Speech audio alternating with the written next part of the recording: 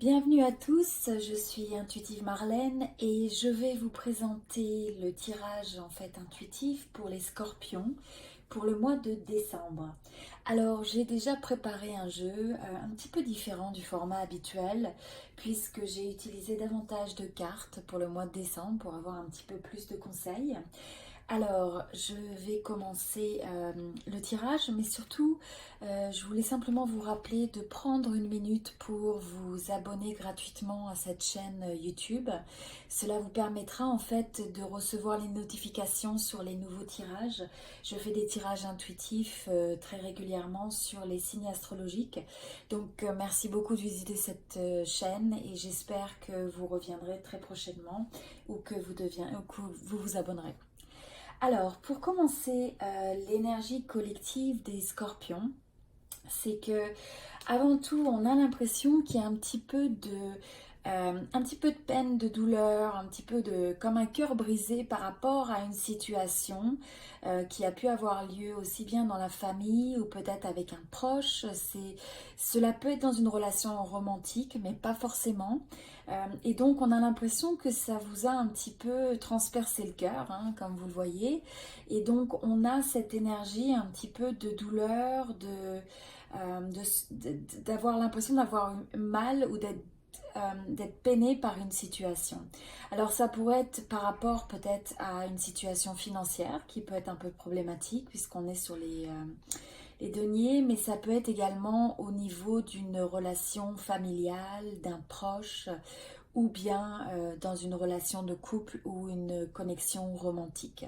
Donc on a un petit peu cette énergie qui est un peu difficile pour commencer, qui peut être une énergie passée qui ressort tout simplement encore dans ce tirage. Et donc le conseil qui vient par rapport à ça, c'est de vous rappeler que finalement, les situations difficiles sont en quelque sorte des fois aussi se rappeler que dans ces situations difficiles, c'est un peu un portail vers le fait de grandir d'un point de vue de notre sagesse, de notre maturité des émotions, parce que finalement, on cumule des nouvelles expériences qui nous révèlent, qui révèlent l'autre, qui révèlent euh, les dynamiques et les scénarios qu'on peut rencontrer dans la vie.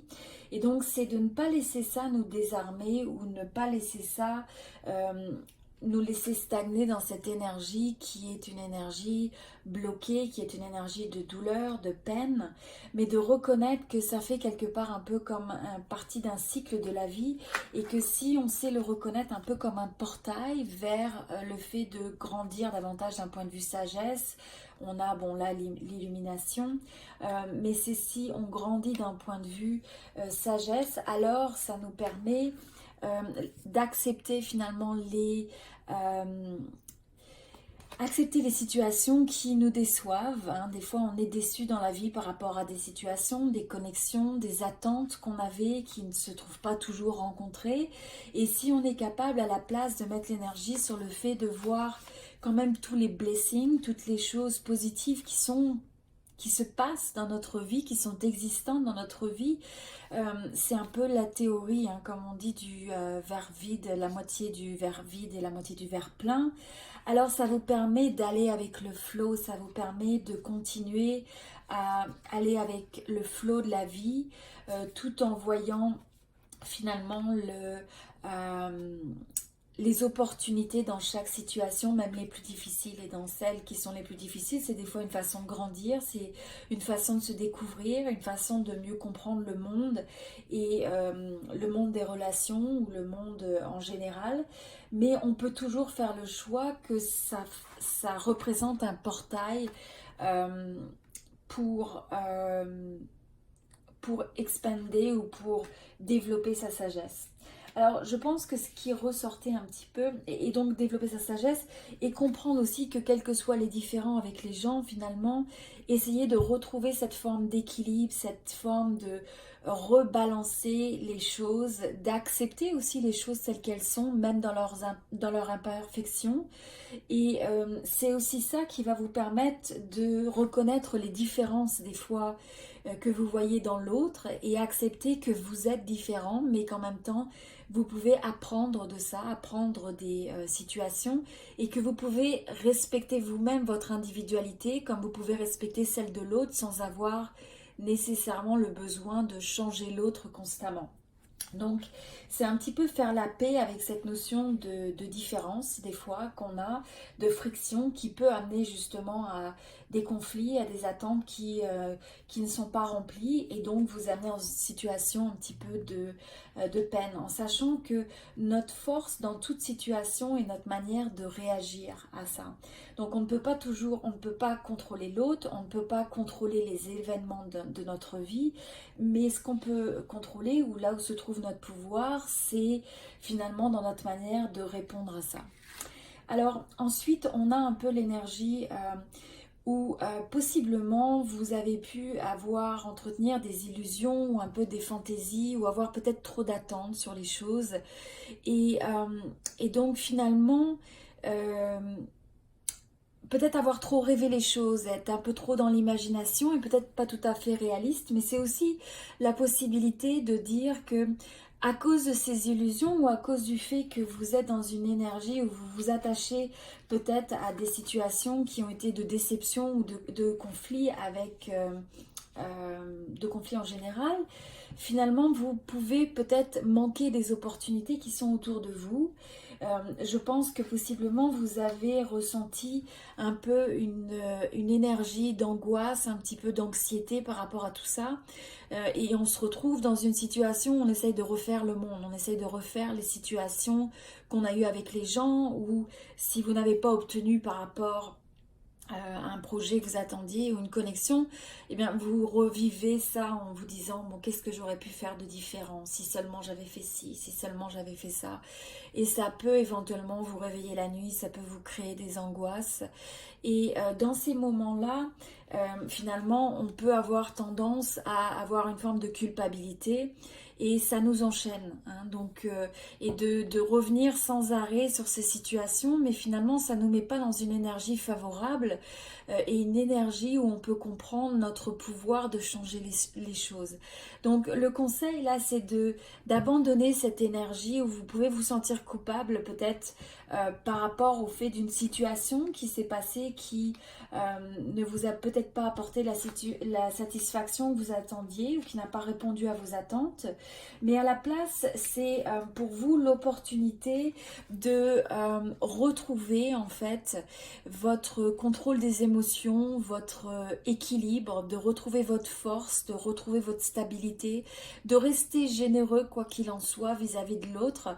Et donc c'est un petit peu, hein, comme on disait, c'est d'accepter de voir peut-être les différences dans l'autre, de voir quand les attentes ou accepter les situations de telle sorte que vous pouvez toujours être dans votre force, dans votre équilibre, prêt à partager avec l'autre, prêt à partager avec le monde.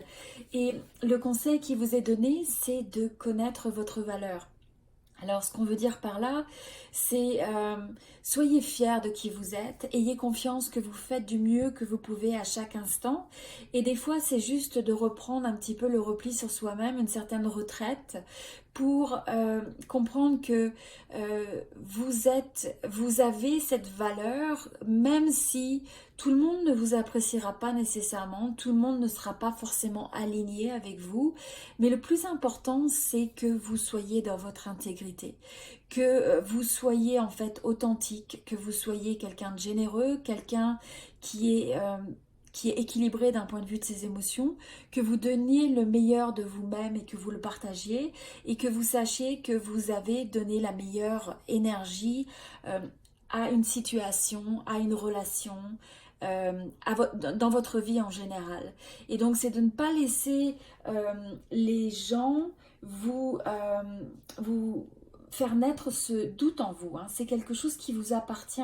Le moment où vous laissez le doute vous pénétrer, c'est une décision que vous prenez, d'accord? Vous pensez un peu au bateau où vous laissez la fuite d'eau ensevelir le bateau. Donc là, je pense que vous allez être capable de vous détacher finalement de peut-être cette déception, cette angoisse, cette anxiété par rapport à des attentes qui n'ont pas été réalisées. Peut-être que vous faisiez un petit peu des projets qui n'étaient pas très réalistes, mais vous allez retrouver la manière d'être ancré dans vos émotions et surtout laisser aller toute forme de culpabilité en comprenant que le cadeau dans tout ça, c'est de comprendre que c'est un portail vers une évolution de votre âme, c'est l'évolution, le parcours de la vie finalement.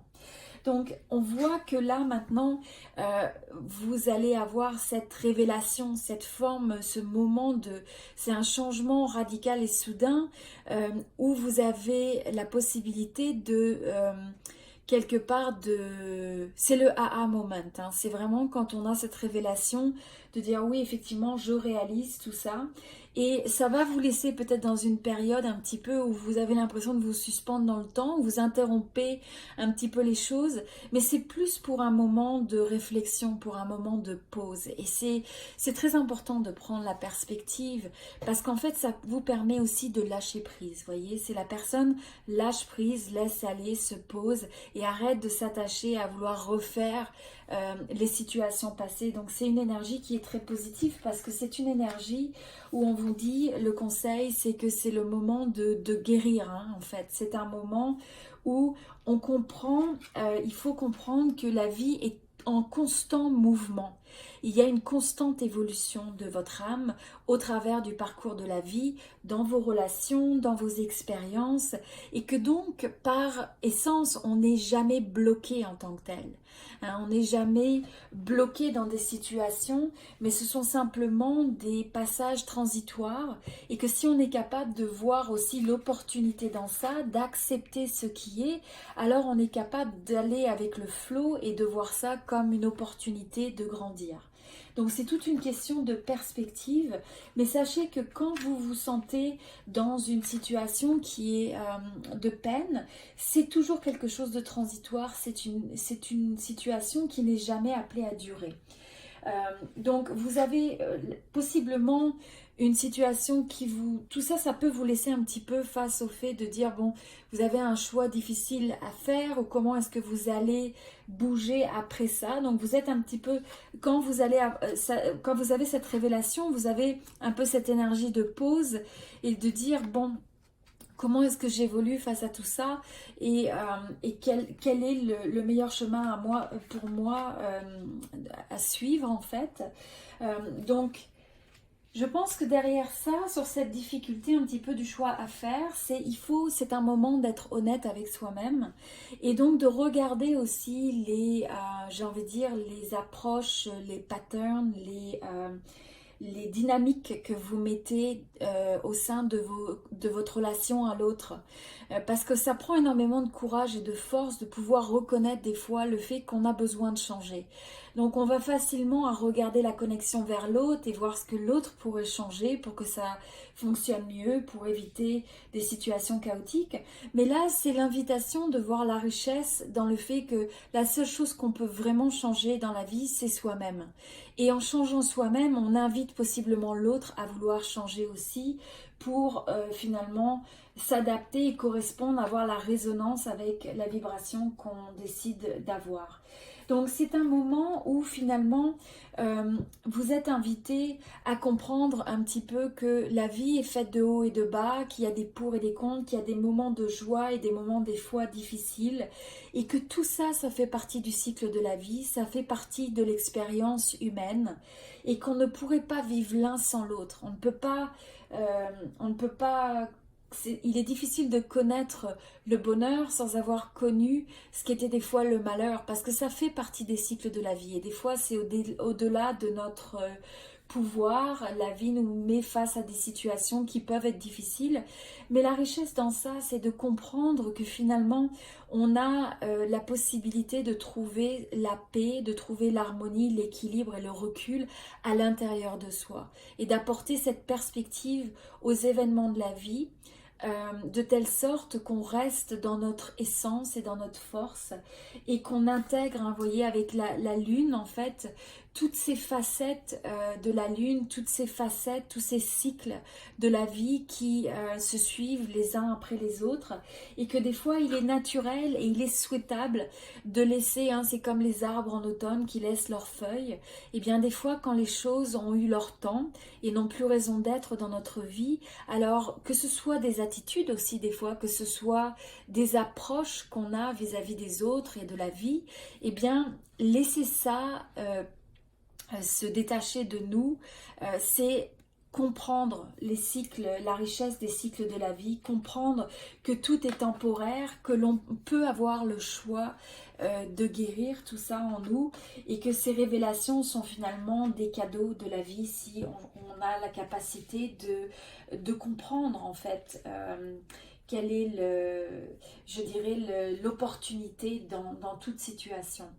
Alors je pense qu'après ça, cela vous permet, grâce à toute cette approche, vous allez être capable de retrouver la vision, la stabilité, de retrouver le goût de la vie. C'est aussi une maturité quelque part dans votre manière d'aborder les relations. C'est votre capacité de pouvoir croire de nouveau dans les possibilités du futur, des possibilités solides, et votre compréhension que vous pouvez et vous êtes la personne qui allait créer tout ça. Il y a ensuite également le fait le message est que il faut que vous fassiez confiance à votre intuition, parce que vous savez intuitivement, quelque part intuitivement, je pense que vous êtes guidé sur le chemin pour vous amener à cette pleine réalisation. Donc c'est toujours de vous fier à votre intuition par rapport à toute situation, toute connexion, toute relation, pour dire comment est-ce que les choses, comment est-ce que vous ressentez les choses. Si vous ressentez que c'est quelque chose qui vous apporte de la joie, du bonheur, que vous vous sentez bien, alors c'est une indication que vous êtes sur le bon chemin pour arriver à créer une vie de bonheur finalement. Quand on a l'impression qu'on a un peu un déraillement, qu'on a un manque d'alignement au niveau de la résonance avec les autres, alors c'est écouter de sa petite voix intérieure pour savoir que, eh bien, il est peut-être temps de rediriger ça. Et donc quand vous êtes quand vous écoutez votre intuition, que vous écoutez votre voix intérieure, c'est dans cette perspective que vous êtes capable de créer votre meilleure vision de votre vie, que vous avez ce pouvoir de créateur. Alors, une fois que vous avez cette énergie, que vous retrouvez cette cohésion en fait entre votre vision, votre potentiel et votre intuition, vous allez être capable d'avoir envie de partager de nouveau, d'avoir envie de se connecter. Ça peut être une nouvelle connexion de romance, mais ça peut être aussi une amitié. C'est le fait que vous allez retrouver cette générosité d'âme naturelle qui a envie de partager, qui donne sa coupe d'amour à l'autre. Et l'amour, c'est large, hein, c'est pas que romantique. Mais ça pourrait être que, par exemple, vous rencontrez des gens.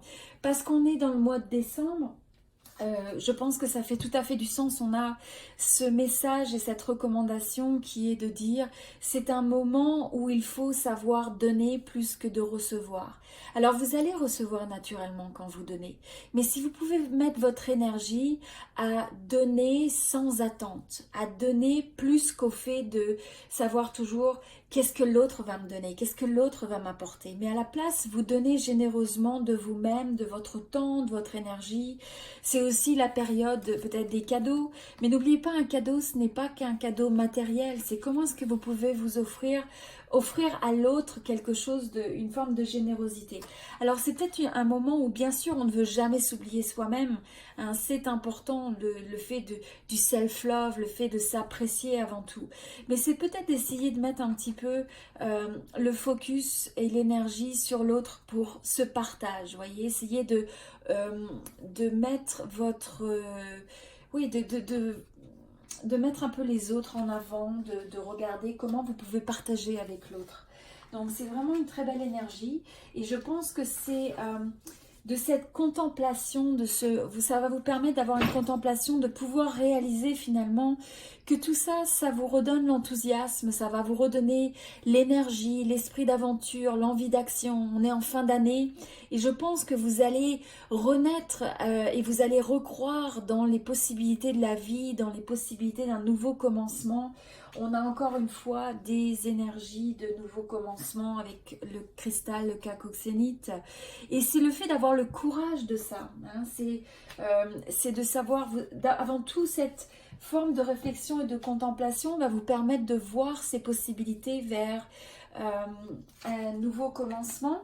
Je pense que vous allez possiblement, vous n'avez pas envie, s'il y a des énergies de manque d'harmonie, de manque d'accord autour de vous, vous allez avoir envie de pacifier, vous allez avoir envie d'être la personne qui apporte un peu la paix, qui regarde les choses avec modération, qui va faire preuve de patience, qui va reconnecter les choses redonnées pour dire bon, finalement tous ces petits conflits qui ne mènent nulle part, vous avez vraiment votre